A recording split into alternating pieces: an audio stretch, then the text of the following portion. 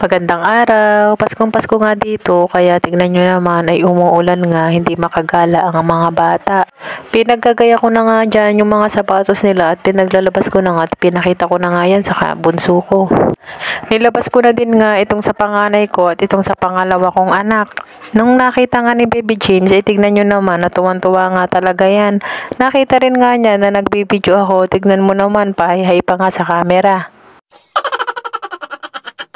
Pagkatapos nga niyan ay sumulpot naman itong pangalba kong anak, tignan nyo naman at niluloko-loko pa ang camera. Natapos ko nang ambihisan dyan itong aking panganay at aking ang pupulbuhan na lang muna. Maglalagay na rin nga ako ng pabango para naman bumango-bango naman siya. Nang matapos nga ako sa kanilang dalawa, ito naman si Baby James ang aking bibihisan. Nilalagyan na nga ng pulbo ng kanyang ama si Baby James at sabi ko nga wag na rin nga pabanguhan at inuubo siya.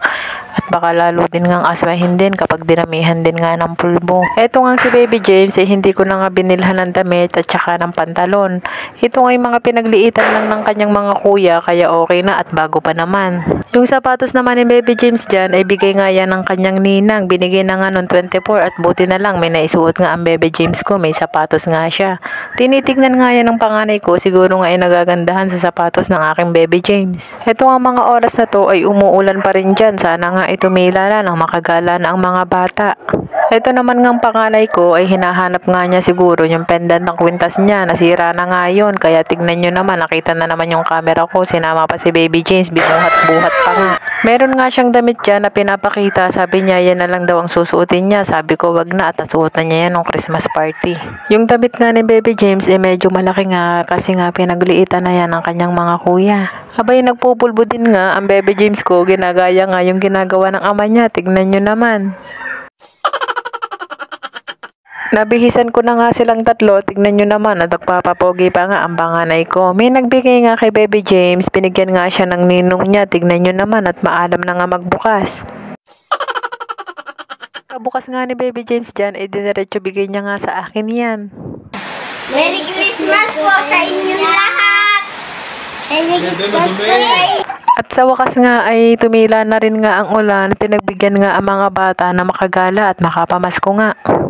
Kung hindi nyo nga lang talaga nakikita, ay pinag-aaway na nga ako ng dalawang magkapatid kasi excited na nga na gumala sa kanyang mga lola. Pangalawa ko namang anak ay sinisisi ako at napakabagal ko daw kaya umulan, hindi agad nga daw kami umalis.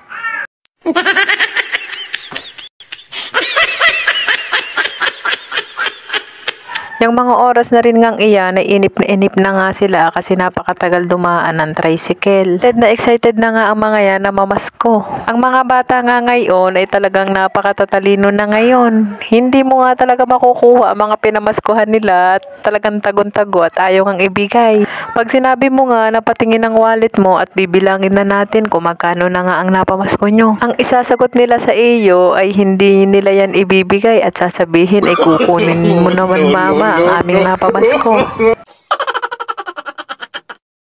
Sa hinaba-haba nga ng aming pag-iintay at ito na nga nakasakay na nga kami sa tricycle. Papunta na nga kami sa kanyang mga lola at pinapapunta nga kami doon. Mamamasko din nga ang mga bata na ito.